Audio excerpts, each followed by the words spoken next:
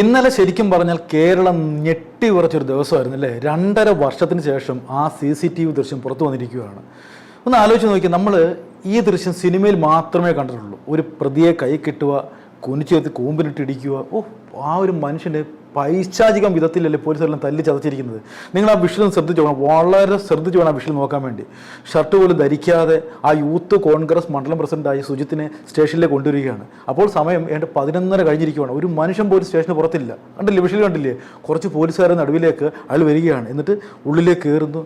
ആ കയറിയ പാടെ ഒരൊറ്റ അടി ചെവുക്കന്നെ പോളൊക്കെ കൊടുക്കുകയാണ്. ആ അടി കൊണ്ട് ശരിക്കും പറഞ്ഞാൽ ആദ്യത്തെ ഘട്ടത്തിൽ തന്നെ അയാളുടെ ബോധം പോയി കാണും. അതിനുശേഷം വരുന്നവനും പോകുന്നവനും എല്ലാവട്ടും അടിക്കുവാണ്. SI അടിക്കുന്നു, CPO അടിക്കുന്നു എന്ന് വേണ്ട, കണ്ട ആൾക്കാർ മുഴുവൻ ആ പാവത്തിട്ട് അടിക്കുകയാണ്. അയാൾ ന്യായീകരിക്കാനൊക്കെ ശ്രമിക്കുന്നുണ്ട്. സാറേ എൻ്റെ ഭാഗത്ത് തെറ്റില്ല എന്ന് പറയുന്ന കാര്യങ്ങളൊക്കെ നമുക്ക് ആ വീഡിയോയിൽ കൃത്യമായിട്ട് മനസ്സിലാക്കാൻ പറ്റും. പക്ഷേ അതൊന്നും അവർ കേൾക്കുന്നേ ഇല്ല. അവന്മാർക്ക് യാതൊന്നും കേൾക്കണ്ട, കയ്യിൽ കിട്ടിയ തലങ്ങും വിലങ്ങും മർദ്ദിക്കുകയാണ്. അതുകൊണ്ട് തീർന്നില്ല. CCTV ഉണ്ടായതുകൊണ്ട് മാത്രമാണ് ഈ ഒരു ഭീകര ദൃശ്യം പുറത്തേക്ക് വന്നത്. അല്ലെങ്കിൽ നമ്മളൊന്നും അറിയത്തില്ല. അയാൾ അന്ന് കേസ് കൊടുത്ത് എന്നെ പോലീസ് തല്ലി ചതച്ചെന്ന് പറഞ്ഞ് നമ്മളത് നിസാരമായിട്ട് തള്ളിക്കളഞ്ഞൊരു കേസാണ്. ചിലപ്പോൾ ഒന്ന് വിരട്ടി കാണും, ഒന്ന് അടിച്ച് കാണും, അതൊക്കെ ആയിരിക്കും നമ്മൾ അന്ന് വിചാരിച്ചത്. പക്ഷേ ഇത്രത്തോളം ആ ഒരു അടിക്ക് ഭീകരത ഉണ്ടെന്നുള്ള കാര്യം നമ്മൾ ആ വിഷ്വൽ കണ്ടപ്പോൾ മാത്രമാണ് നമ്മൾ മനസ്സിലാക്കിയത്. അപ്പോൾ സ്വാഭാവികമായിട്ട് നമുക്ക് ചിന്ത വരും, അയാളൊരു മണ്ഡലം പ്രസിഡന്റാണ്, ഒരു ശാന്തിക്കാരനാണ്, അങ്ങനെയുള്ള ഒരു നല്ല മനുഷ്യനാണ്. മദ്യപാനം എന്താണെന്ന് പോലും അറിയാത്തൊരു മനുഷ്യനാണ്. അയാളെ മദ്യപിച്ചു എന്നതിൻ്റെ പേരിലാണ് സ്റ്റേഷനിൽ കൊണ്ടുവന്ന് ഭീകരമായിട്ട് മർദ്ദിക്കുന്നത്. അപ്പോൾ നിങ്ങൾ ചിന്തിച്ച് നോക്കിയേ, അങ്ങനെയുള്ള ഒരാൾക്ക് ഈ ഒരു ഭീകര അവസ്ഥയാണ് നേരിടേണ്ടി വന്നതെങ്കിൽ സാധാരണപ്പെട്ട ഒരാളുടെ അവസ്ഥ എന്തായിരിക്കും? സ്റ്റേഷനിൻ്റെ ഉള്ളിൽ കയറി കഴിഞ്ഞാൽ അവരുടെ ലോകമാണ്. അകത്ത് എന്താ നടക്കുന്നത് എന്നുള്ള കാര്യം അവർക്ക് മാത്രമേ അറിയത്തുള്ളൂ. പുറത്ത് നമ്മൾ കാഴ്ചക്കാരായിട്ട് കൈയും കെട്ടി നിൽക്കും. എല്ലാം ഇടിച്ച് കൂമ്പും കലക്കി കരളും വാടി പുറത്തേക്ക് വരുമ്പോൾ മാത്രമാണ് അയാൾ അനുഭവിച്ച വേദനയുടെ ഒരു കുറച്ച് അംശമെങ്കിലും നമ്മൾ അറിയുന്നത്. പക്ഷേ പലപ്പോഴും അയാൾ പറയത്തില്ല, നാണക്കേട് കാരണമായിരിക്കും അല്ലേ. പോലീസ് ഇടിച്ച് ചതച്ചു എന്നൊക്കെ പറയുമ്പോൾ ഒരു അന്തസ്സുള്ള കാര്യമില്ല. പലപ്പോഴും ഈ പാവപ്പെട്ടവരെ ഉള്ളിൽ ഒതുക്കി ഇങ്ങനെ കൊണ്ട് നടക്കും. പക്ഷേ ആ CCTV നമ്മുടെ എല്ലാം ഹൃദയത്തെ പിടിച്ചുലച്ച് കളഞ്ഞു. ഇങ്ങനെ ഒരു അവസ്ഥ ചിലപ്പോൾ പലർക്കും അനുഭവപ്പെട്ടിരിക്കും അല്ലേ. സ്റ്റേഷനിൽ പോകുമ്പോഴത്തേക്ക് പോലീസുകാരുടെ മൃഗീയമായിട്ടുള്ള സംസാരം, എടാ പോടാ വിളി, ഒരുപാട് പേർക്ക് അനുഭവം കാണും. പക്ഷേ പലരും അത് പുറത്ത് പറയുന്നില്ലെന്നേ ഉള്ളൂ. ഈ സുജിത്തിൻ്റെ അത്ര ഇല്ലെങ്കിലും എനിക്കും ചെറിയൊരു അനുഭവം, ഒരു ദുരനുഭവം പോലീസിൻ്റെ ഭാഗത്തുനിന്ന് ഉണ്ടായി. അത് കുന്നിക്കോട് പോലീസ് സ്റ്റേഷനിൽ അദ്ദേഹത്തിൻ്റെ പേരെന്താ അഞ്ജു ശ്യാം എന്ന് പറയുന്ന എറണാകുളം സ്വദേശിയായിട്ടുള്ള ഒരു SIയുടെ ഭാഗത്തു നിന്നാണ്. അദ്ദേഹം കുറച്ച് മാസങ്ങൾക്ക് മുമ്പ് ആ കുന്നിക്കോട് പോലീസ് സ്റ്റേഷനിലേക്ക് സ്ഥലം മാറി വന്ന ഒരു SI ആണ്. അദ്ദേഹത്തിൻ്റെ ഭാഗത്തു നിന്നാണ് ആ ഒരു ദുരനുഭവം എനിക്ക് ഉണ്ടായത്. ഞാൻ ചിന്തിച്ചു, ഇദ്ദേഹത്തിന് ഇത്രത്തോളം വൈരാഗ്യം തോന്നുന്ന കാരണം എന്താണ്? ഞാനും ഇദ്ദേഹം തമ്മിൽ ആദ്യമായിട്ട് കാണുകയാണ്. ഒരു പരുഷമായ രീതി, യാതൊരു വിധമായിട്ടുള്ള ഒരു മര്യാദയും ഇല്ലാത്ത രീതിയിലാണ് അദ്ദേഹം എന്നോട് പെരുമാറിയത്. ഞാൻ അതിലേക്ക് വരാം. അതിന് മുമ്പ് തന്നെ എനിക്ക് ഈ പോലീസുകാരോടൊക്കെ നല്ല ബന്ധമുണ്ട്. കൈരളി എന്ന് പറയുന്ന മാധ്യമ സ്ഥാപനത്തിൽ നിന്ന് തുടങ്ങി ഇപ്പോൾ കേരള കൗമുദിൽ വന്ന് നിൽക്കുകയാണ് എൻ്റെ ഒരു മാധ്യമ ജീവിതം. 7ഓളം ചാനലിൽ ഞാൻ വർക്ക് ചെയ്തിട്ടുണ്ട്.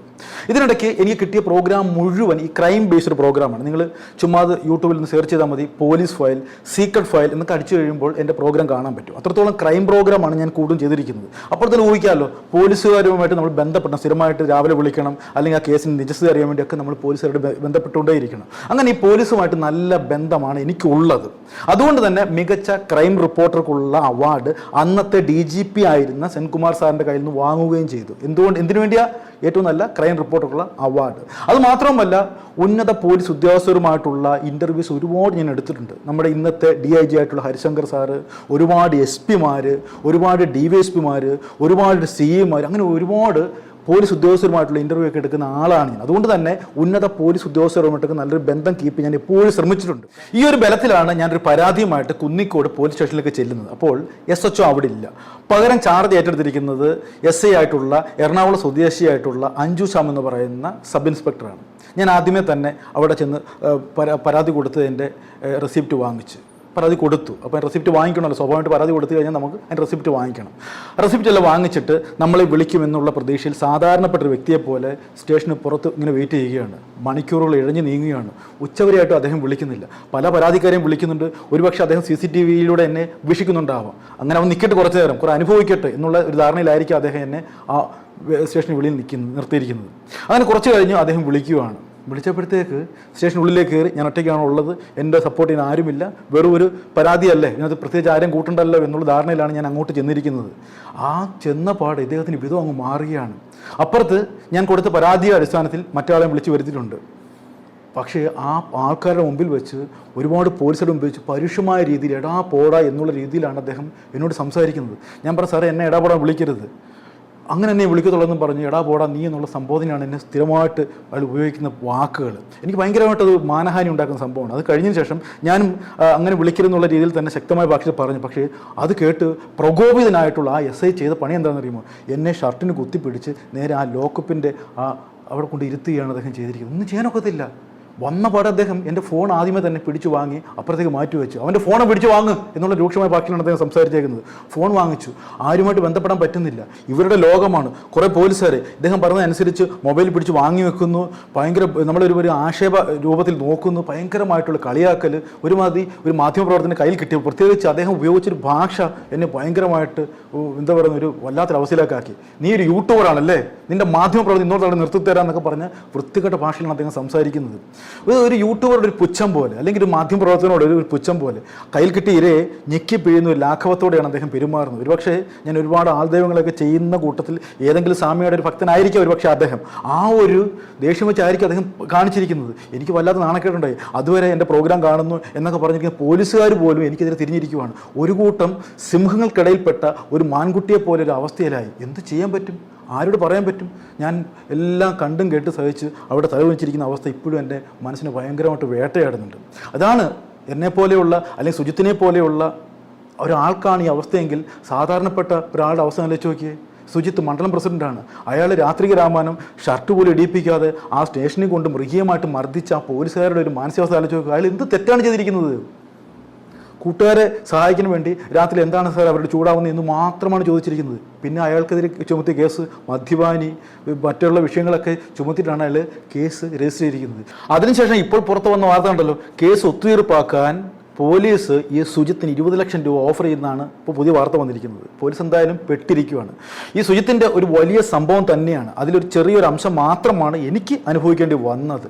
പക്ഷേ ആ CCTV ദൃശ്യങ്ങളിലെല്ലാം കൃത്യമായിട്ട് അന്ന് നടന്ന കാഴ്ചകളെല്ലാം വ്യക്തമായിട്ടുണ്ട്. പക്ഷേ CCTV ദൃശ്യങ്ങൾ 2.5 വർഷത്തിന് ശേഷം മാത്രം സുജിത്തിന് കിട്ടുന്നത്. അപ്പോൾ എന്നെപ്പോലെയുള്ള അല്ലെങ്കിൽ സാധാരണപ്പെട്ടുള്ള ഒരാൾക്ക് ഈ CCTV കിട്ടുമോ? വലിയ പാടായിരിക്കും. അതൊക്കെ ഒത്തുതീർപ്പാക്കാൻ അതിനുള്ളിൽ തന്നെ ആൾക്കാരുണ്ടാവും. എനിക്ക് ആ SIയിൽ നിന്നുണ്ടായ ദുരനുഭവം കുന്നിക്കോട് SHOയോട് ഞാൻ പറഞ്ഞു. അദ്ദേഹം എന്ത് മാന്യ വ്യക്തിയാണ്. അദ്ദേഹം എൻ്റെ പരാതി കേട്ടു, എൻ്റെ പരിഭവം കേട്ടു. അദ്ദേഹം ഞാൻ മാർഗ്ഗമുണ്ടാക്കി തരാമെന്ന് പറഞ്ഞു. അതിനുശേഷം ഞാൻ DSP ആയ കൊട്ടാരക്കര DSP ആയ ബൈജുമോൻ സാറിനോട് പറഞ്ഞു. അദ്ദേഹം എന്തൊരു മാന്യ വ്യക്തിയാണ്, അദ്ദേഹവും കേട്ടു. SP പറഞ്ഞു. അതിനുശേഷം ഞാൻ ഒരുപാട് പോലീസ് ഉദ്യോഗസ്ഥർക്ക് പരാതി കൊടുത്തു, മനുഷ്യാവകാശ കമ്മീഷന് പരാതി കൊടുത്തു. കാരണം ഇത് ഒറ്റപ്പെട്ട ഒരു സംഭവമായിട്ട് മാത്രം ചിത്രീകരിക്കാൻ പാടില്ല. കാരണം എന്നെപ്പോലെയുള്ള അല്ലെങ്കിൽ സാധാരണപ്പെട്ട ഒരാൾ സ്റ്റേഷൻ ചെല്ലുമ്പോൾ അവർക്ക് അർഹിക്കുന്ന പരിഗണന കൊടുക്കണം. എടാ പോടാ വിളിക്കാൻ പാടില്ല അല്ലേ? പോലീസും നമ്മളെപ്പോലെ അദ്ദേഹം യൂണിഫോം ഇട്ടു, നമുക്ക് യൂണിഫോം ഇല്ല. ആ ഒരു വ്യത്യാസം മാത്രമേ ഉള്ളൂ. ഒരു മാധ്യമ പ്രവർത്തകനായ സാമൂഹ്യ പ്രതിബദ്ധതയുള്ള പ്രോഗ്രാം ചെയ്യുന്ന അല്ലെങ്കിൽ പോലീസിനോടൊപ്പം നിൽക്കുന്ന എന്നോട് ഇതാണ് ചെയ്തതെങ്കിൽ സാധാരണപ്പെട്ട ഒരു പൗരൻ്റെ അവസ്ഥ എന്തായിരിക്കും? അവർക്ക് നീതി കിട്ടുമോ? പോലീസ് വാടാ ഓടാന്നൊക്കെ വിളിക്കുമ്പോഴത്തേക്ക് പാവപ്പെട്ടവർ ഞെട്ടി വിറയ്ക്കും. അതുകൊണ്ട് തന്നെ ഇതിന് പരിഹാരത്തിന് വേണ്ടി പോലീസ് അതോറിറ്റിക്കൊക്കെ ഞാൻ പരാതി കൊടുത്തിട്ടുണ്ട്. എന്തായാലും നിയമത്തിൻ്റെ വഴിക്ക് പോട്ടെ അല്ലേ? പക്ഷേ എനിക്കൊന്നേ ഉള്ളൂ നമ്മുടെ പോലീസിനോട് പറയാനുള്ളത്. നിങ്ങൾ നമ്മുടെ സ്വത്തിനും ജീവനും ഒക്കെ കാവൽ നിൽക്കുന്ന ആൾക്കാരാണ്. നമ്മൾ ഉറങ്ങുമ്പോൾ നിങ്ങൾ ഉറക്കമുളച്ച് നമ്മുടെ ജീവന് വേണ്ടി നിങ്ങൾ കാത്തു നിൽക്കുകയാണ്. അതുകൊണ്ട് തന്നെ നമ്മുടെ പോലീസ് സേനയോട് എനിക്ക് ഒന്നേ ഉള്ളൂ പറയാൻ, നിങ്ങൾ ഞങ്ങളുടെ മിത്രങ്ങളാവണം, ശത്രുക്കളാവരുത്. എന്നെപ്പോലെ സുജിത്തിനെ പോലെ 100 കണക്കിന് ആൾക്കാരെ പോലെ ഒരാൾക്കും ഈ ഒരു ദുരനുഭവം ഉണ്ടാവില്ലെന്ന് മാത്രം പറഞ്ഞുകൊണ്ട് ഇന്നത്തെ എപ്പിസോഡ് അവസാനിപ്പിക്കുന്നു. നന്ദി, നമസ്കാരം.